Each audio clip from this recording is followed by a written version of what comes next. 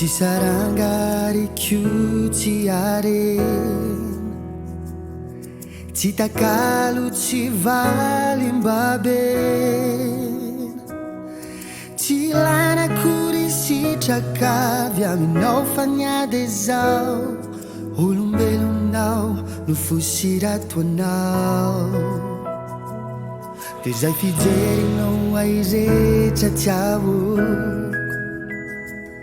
Fa tsy ny tsara rehetra natao Fa raha toa ianao zao anio izao Miandrandra fiovana De fotoana izao fotoana pamelana Ho anao ireno anefako miady Fampizaratsy keny mamy mangidy Iara-makivaky onjeny miaro toto samiotafida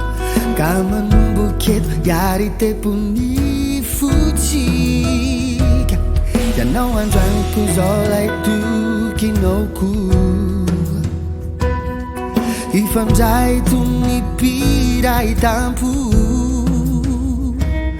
Kara osy anao efa eto ao ampitrakanao indray Ho faritatsika hoe zay lay gasiray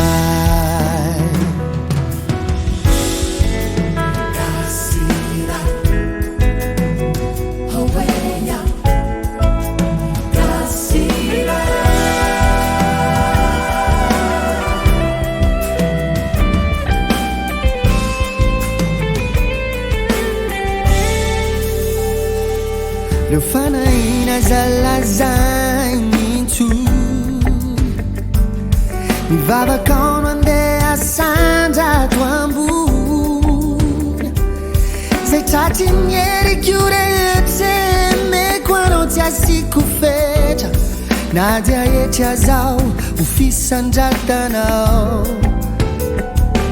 Ray fifaliny sika iray sen Fa nasy fuiray no iara itempo Tsy ho sasatriny miandry lava